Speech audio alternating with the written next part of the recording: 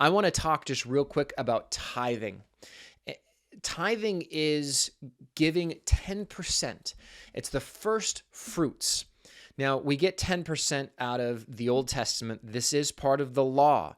Tithing is part of the Old Testament Mosaic law. And here's a bunch of verses about tithing.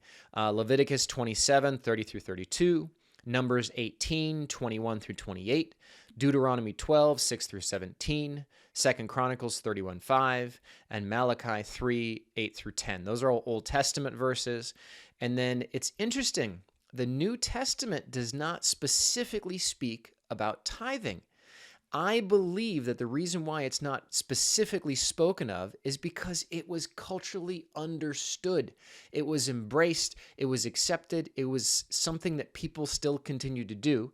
Here are two New Testament passages, 1 Corinthians 16:2, and let's flip to our second to last passage, 2 Corinthians 9. Join me, 2 Corinthians 9. We're going to read verse 6 through 8. Remember this, whoever sows sparingly will also reap sparingly, and whoever sows generously will also reap generously. Each of you should give what you have decided in your heart to give, not reluctantly or under compulsion, for God loves a cheerful giver. And God is able to bless you abundantly, so that in all things at all times, having all that you need, you will abound in every good work, as it is written. Tithing is something that we are called as Christians to do. Are you required to do it? Nope, you are not required to do it. But test me on this. Try me on this. Watch what happens.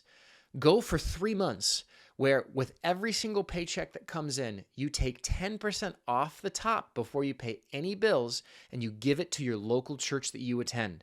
And watch what God will do with that.